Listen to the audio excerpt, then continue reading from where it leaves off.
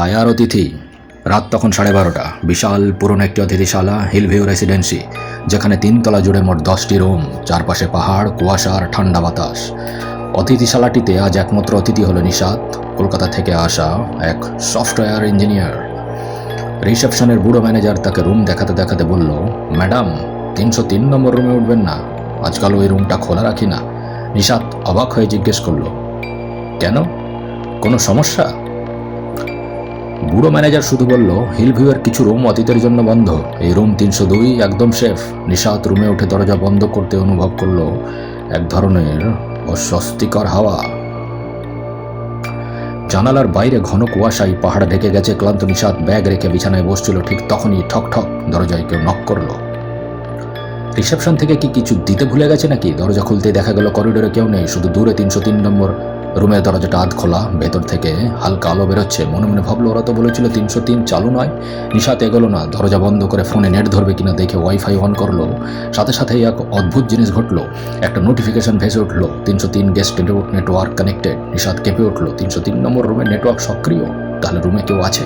ঠিক তখনই বেডের নিচ থেকে ধীরে ধীরে মোবাইল ভাইব্রেশনের শব্দ। নিশাত নিচে তাকাতে দেখলো একটি পুরনো বাটন ফোন পড়ে আছে, স্ক্রিনে লেখা নিউ মেসেজ ফ্রম গেস্ট 303। কাঁপা হাতে সে ফোন খুলে মেসেজ পড়লো, তুমি 302-এ ভুল করে উঠেছো, 303-এ এসো, তোমার জিনিস এখানে আছে।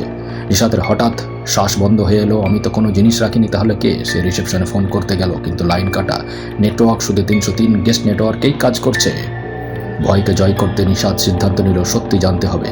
ধীরে ধীরে সে 303 নম্বর রুমের দিকে হাঁটলো। করিডোর নিস্তব্ধ, শুধু বাতাসের শব্দ। 303-এর দরজা আধ খোলা। নিশাত হাত বাড়িয়ে দরজা ঠেলতেই রুমের ভেতর লাইট জ্বলছে, কিন্তু রুম একদম খালি। মেঝেতে শুধু একটি কাগজ রাখা, কাগজ লেখা, যে সত্যি খোঁজে তাকে আমরা খুঁজি, স্বাগতম নয়া অতিথি।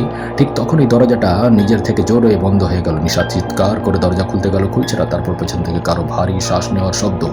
সাহস করে সে ঘুরে দাঁড়ালো, দেখলো রিসেপশনে সে বুড়ো ম্যানেজার দাঁড়িয়ে আছে, কিন্তু এবার তার চোখ দুটো সম্পূর্ণ অন্যরকম, শূন্য, কালো, নির্জীব। বুড়ো লোকটা ধীরে ধীরে বলল, এই অতিথিশালা মানুষের জন্য নয়, এখানে যারা আসে সবাই সত্যের খোঁজে আসে, আর আমরা তাদের খুঁজে নিই।